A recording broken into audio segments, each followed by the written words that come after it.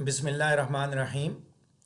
Alexander pope کی دا rape of the لا کی summary اور اس کے کریٹیکل انالیسس کا سلسلہ آگے بڑھتا چلا جا رہا ہے، اور اس لیسن میں ہم دا ریپ آف دی لا کے تھرڈ کینٹو کی سمری اور اس کا کریٹیکل انالیسس دیکھیں گے۔ اور تھرڈ کینٹو کی سمری، اس کا کریٹیکل انالیسس پیج نمبر 12، 13 اور 14 پہ دیا گیا ہے، جس کی ڈسکشن پیج نمبر 12 کے آخری پیراگراف سے سٹارٹ ہونے لگی ہے۔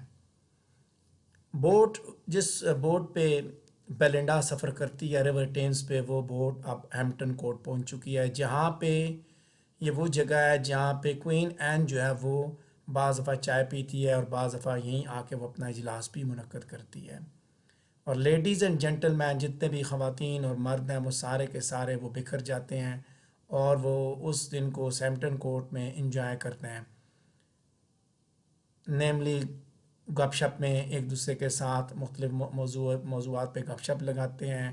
اس کے علاوہ وہ سوشل انگیجمنٹس جو ہے وہ کوئین کی ان کے بارے میں گپ شپ لگاتے ہیں۔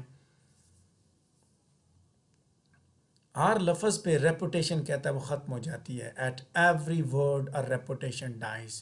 یہی سب کچھ وہاں پہ ہو رہا ہے جب گورنمنٹل فنکشنز جو کورٹ کی روٹین کے ہوتے ہیں وہاں اسی طرح کی باتیں ہلا گلا ہنسی مذاق گپ شپ ساری کی ساری ہو جاتی ہے، اور اس کے بعد وہ وہیں پہ وہ رکتے ہیں، وہ گپ شپ ساری رکتی ہے، وہ لنچ کے لیے رکتے ہیں۔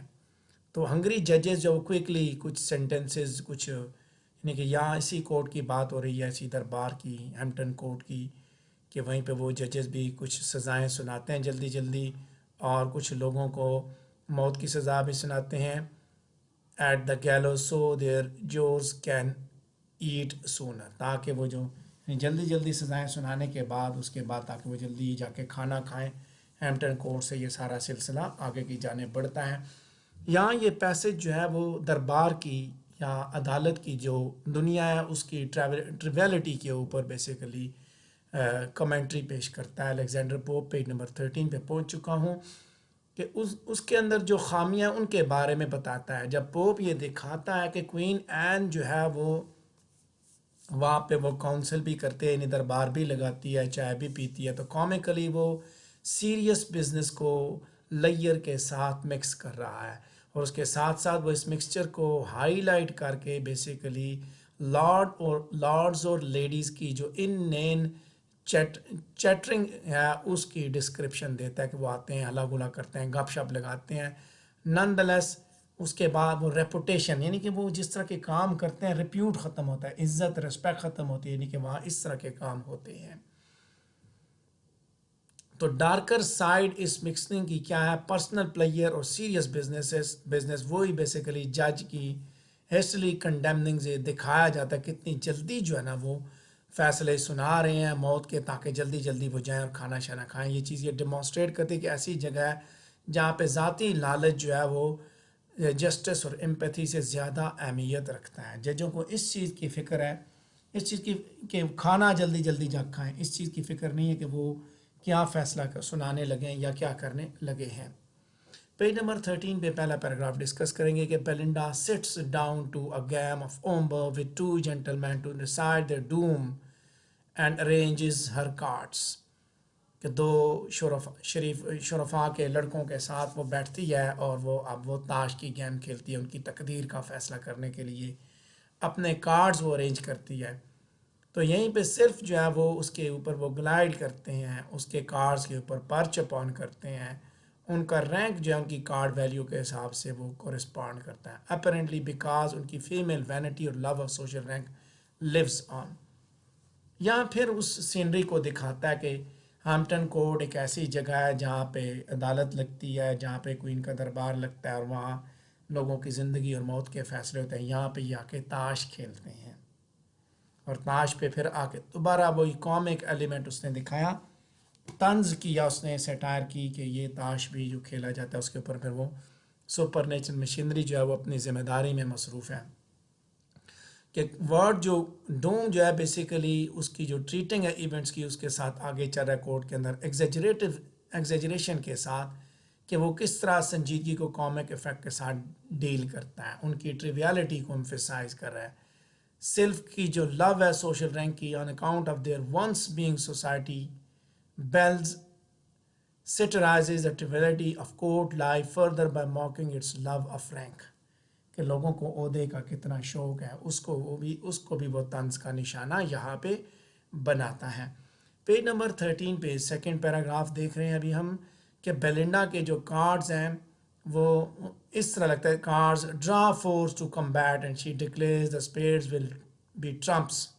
اب وہ اس سینری کو دکھا رہا ہے الیگزینڈر پوپ کو، کارڈ پینک کیا، وہ ڈکلیئر کرتے ہیں کہ اسپیڈ جو وہ جیتیں گے، اور گیم کے سٹارٹ پہ چیزیں ساری کی ساری بیلنڈا کے حق میں جاتی ہیں، اور وہ اپنا سب سے جو اسٹرانگسٹ کارڈز ہیں وہ والے کھیلتی ہے۔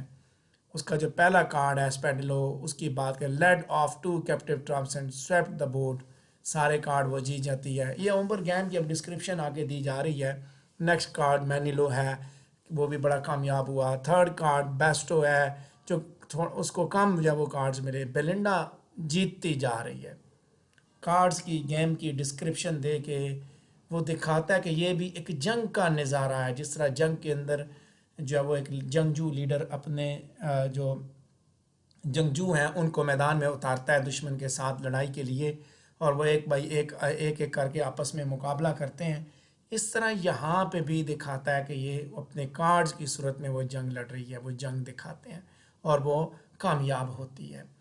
پیج نمبر 13 پہ سیکنڈ پیراگراف کے سمری کے ساتھ جو انالیسس دیا ہے اس کو ڈسکس کریں گے کہ ایپک کے اندر ہمیشہ اسپیکٹیکولر بیٹلز ہوتی ہیں، اس کے ساتھ ساتھ گریٹ کلیشز سویلائزیشنز کے اندر دکھائے جاتے ہیں، جہاں پہ مارٹلز اور لافانی اور فانی دونوں کے درمیان دونوں انوالو ہوتے ہیں ان جنگوں میں، وہ دکھائی جاتی ہیں ایپکس کے اندر۔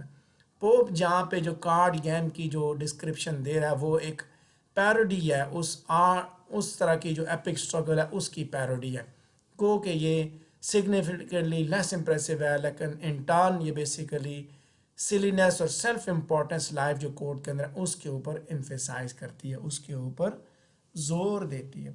میں نے جس طرح بات کی کہ اس میں ایک چیز تو آپ نے یہ ذہن میں رکھیں کہ سیٹائر، طنز، ایگزیجریشن، کہ ان ڈیزرو پریز جو بیسیکلی سیٹائر ہوتی ہے، تو ایک تو یہ سیٹائر کرتا ہے، دوسرا یہ ایپک کو پیروڈی کرتا ہے۔ تو یہاں وہی پیروڈی چل رہی ہے، پیروڈی کی جا رہی ہے، اس کے جو جتنے بھی فیچرز ہیں ایپک کے وہ سارے کے سارے دکھائے جا رہے ہیں۔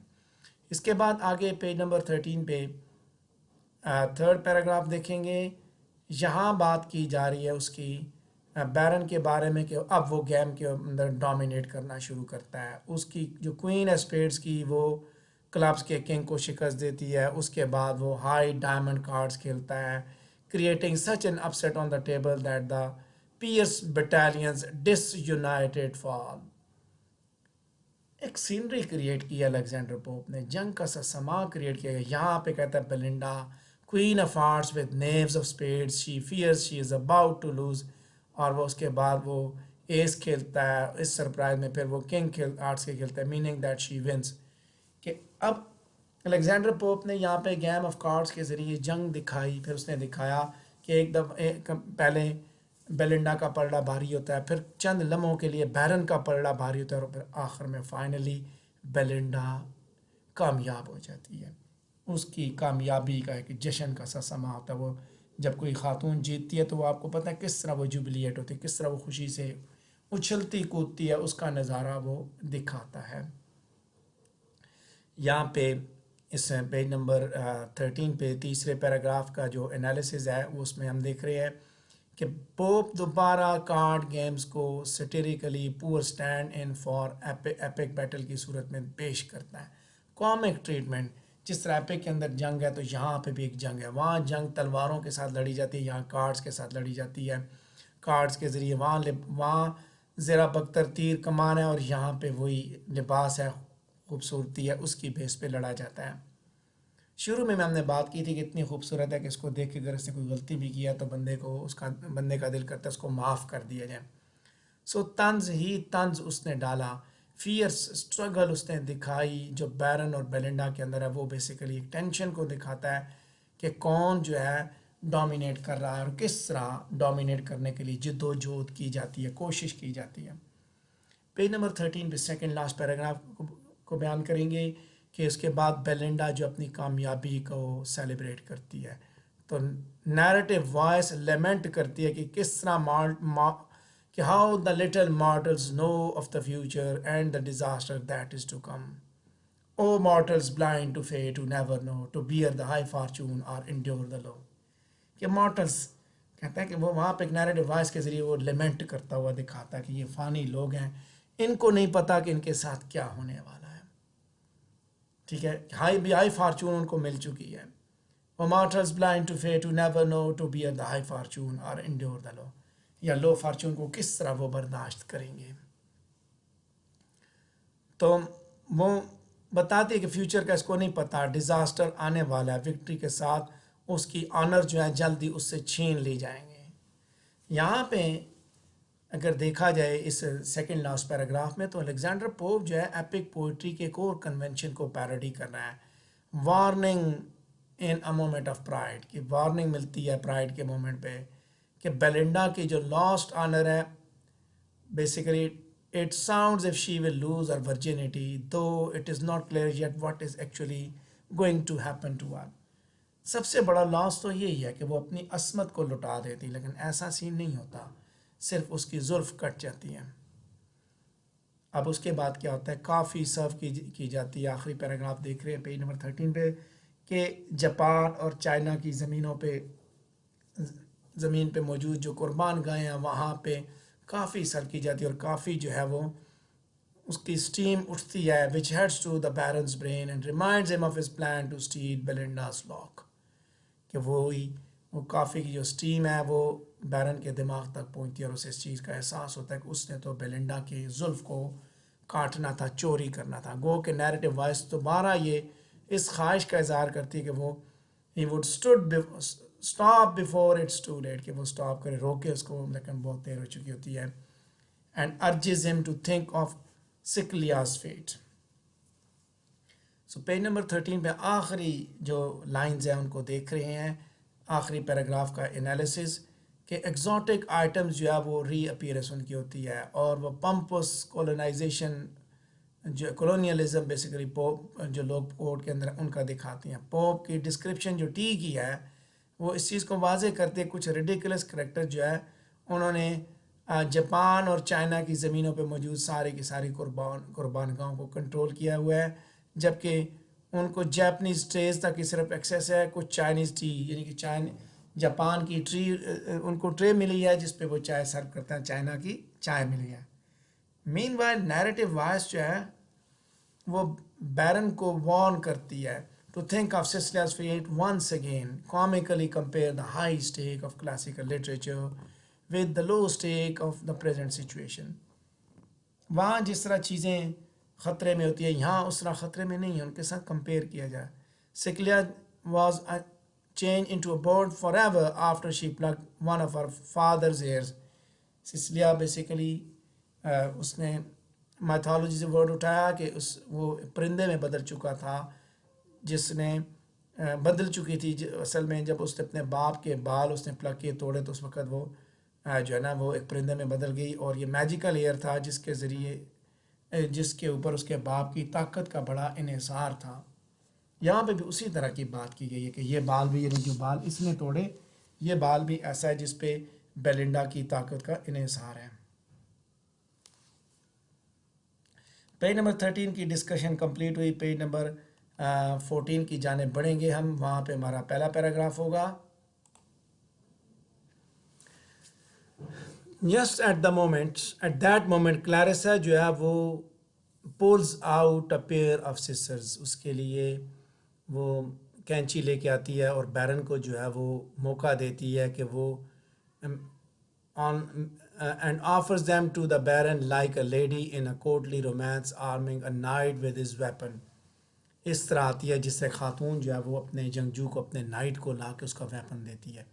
یہاں دوبارہ الیگزینڈر پوپ ایپک کی اس ٹریڈیشن کو کامیکلی فالو کرتے ہوئے دکھاتا ہے کہ اس سے ایک لیڈی کی طرح, یعنی کہ بیرن کو پاس وہ اس طرح آتی ہے جس طرح خاتون ایپک کے اندر کوئی خاتون جو اپنے جنگجو کو اس کا ویپن لا کے دیتی ہے. کوٹلی رومانس میں arming in a knight with his weapon, اس کو عام کر رہی ہے, اس کو اس کا جو ہے وہ جو اس کا جنگجویانہ لباس ہے وہ پہناتی ہے, اس کو اس کے جو تلوار زیرہ بختر وہ چیزیں دیتی ہے، یہ اس طرح دے رہی ہے. سو بیرن جو ہے وہیں پہ moves to chop off the lock. Suddenly all the sylphs hurry to Belinda's neck and attempt to fiddle with her hair and twist her earring 3 times to get her attention. دیکھیے بیرن وہاں سے پھر جاتا ہے اس کا وہ توڑنے کے لیے، کاٹنے کے لیے اس کی زلف. ساری کی ساری صرف جلدی سے اس کی گردن کے پاس جاتی ہیں، اس کی جو ہے نا ہیئر کے بالوں کے ساتھ فڈل کرتی ہیں، اس کے ایئر رنگ کو 3 دفعہ ٹویسٹ کرتی ہیں تاکہ اس کی توجہ حاصل کر سکے. لیکن ہر دفعہ جو ہے وہ the baron slips away and then comes again, غائب ہو جاتا ہے، سائڈ پہ ہو جاتا ہے، دوبارہ پھر آتا ہے. یعنی جس طرح جب آپ کوئی چھپ کے کوئی بندہ کسی کے بال کاٹنے کی کوشش کرو تو اس طرح کی سچویشن ہو رہی ہے. سپر نیچرل مشینری اپنا کردار ادا کر رہی ہے کہ وہ اپنا کام کرے. یہاں الیگزینڈر پوپ نے تھوڑا سا دوسری طرف بھی بتایا نا، ایپک کے ایلیمنٹس کو پیروڈی کرتے ہوئے دکھایا کہ کس طرح بیرن کو اس کے ہتھیار پکڑائے جاتے ہیں. سو پیج نمبر 14 پہ فرسٹ پیراگراف کے سمری کے ساتھ انالیسس دیکھ رہے ہیں کہ یہاں پہ جو کمپیریزن ہے پوپ وہ بیسیکلی بیرن اور آنریبل نائٹ کے ساتھ کر رہا ہے. From a romance emphasizes the baron's self-serving form of masculinity in contrast to knight's brave service on behalf of others. ایک طرف وہ بیرن کو دکھا رہا ہے کہ اس دور کے جو نوجوان ہیں ان کی مصروفیت کیا ہے. تو الیگزینڈر پوپ نے اپنے زمانے کے مردوں کے بارے میں بتایا، اس سے پہلے اس نے عورتوں کے بارے میں بات کی. اس نے دکھایا کہ عورتوں کی کیا مصروفیت، تاش میں مصروف ہیں، لباس کے معاملے میں ککٹری، ٹھیک ہے، لو میکنگ میں مصروف ہے. تو مرد کی کیا سچویشن ہے، وہ بھی ایسا ہی جنگجو ہے، ایسا ہی برگر ٹائپ مرد ہے. اور اس نے دکھایا کہ میسکولینٹی دکھائی نائٹ کے ساتھ کمپیئر کہ جس طرح ایک جنگجو آتا ہے جنگ لڑنے کے لیے میدان میں اترتا ہے، تو یہ بھی ایک جنگجو بن کے آیا ہوا ہے. اور جنگجو کی سچویشن کیا ہے، وہ جنگ لڑنے کے لیے آیا اور جنگ کے لیے اس کا لباس کیا ہے یا وہ کس طرح وہ آ رہا ہے. So instead of defending ladies the baron seeks to steal from and humiliates them. جیسے کہ وہ ان کو ڈیفینڈ کرتا، خواتین کو وہ ان کو ہیوملیٹ کرتا ہے. پیج نمبر 14 پہ سیکنڈ پیراگراف دیکھیں گے. ایریل جو ہے اس کے بعد بیلنڈا کی انر تھاٹس تک ایکسیس کرتا ہے، لیکن but to his shock finds an earthly lover lurking there. اور اسے پھر ایک شوق لگتا ہے کہ ایک ارتھلی لور اس کے دل میں آ چکا ہے. اور یہی چیز اس سے کیا ہوتا ہے، this resigns him to the loss of the lock. The baron snips it off, اور بیرن اس کو کاٹ لیتا ہے. جب اسے پتہ چلتا ہے کہ اب اس کے دل میں کوئی ارتھلی لور آ چکا ہے تو سپر نیچرل جو کریکٹرز ہیں وہ اب اس کی اس طرح حفاظت نہیں کر پائیں گے کیونکہ اس کے اندر وہ امپیور ہو چکا ہے. تو پیج نمبر 14 پہ سیکنڈ پیراگراف کے ساتھ دی ہوئی سمری کو انالیسس کو دیکھیں. پوپ کی نیریشن یہاں پہ بڑی اوپیک ہے. But what has happened is that Ariel has discovered that Belinda's thoughts are not as chaste as he would wish. ٹھیک ہے، جس طرح وہ سمجھتا ہے اتنی وہ پاک باز نہیں ہے، لہٰذا وہ بیرن کو الاؤ کر دیتا ہے کہ وہ اس کی زلف کاٹ لے. تو ایسا لگتا ہے کہ ایریل یہ محسوس کرتا ہے کہ بیلنڈا یا تو یہ ڈیزرو کرتی ہے یا وہ اس کی یہ خواہش ہے کہ اسے وائلیٹ کیا جائے، اس کی چیسٹٹی کو وائلیٹ کیا جائے. پرٹیکولرلی اس کے لاک کے حساب سے ہیز سیکشول انڈر ٹونز. تو یہ بیسیکلی ایکسٹریم ریسٹرکشن اس دنیا کی جو ہے فیمیل سیکشولیٹی کے اوپر جو موجود ہیں ان کے اوپر بھی فوکس کرتی ہیں یہ چیزیں. ساتھ ساتھ ایریل کے کریکٹر کی فکرنس کو بھی ہائی لائٹ کرتے ہیں. یہ tempts her mind with the visions of the young man, but now he judges her for sexuality. Charged thoughts and abundance are.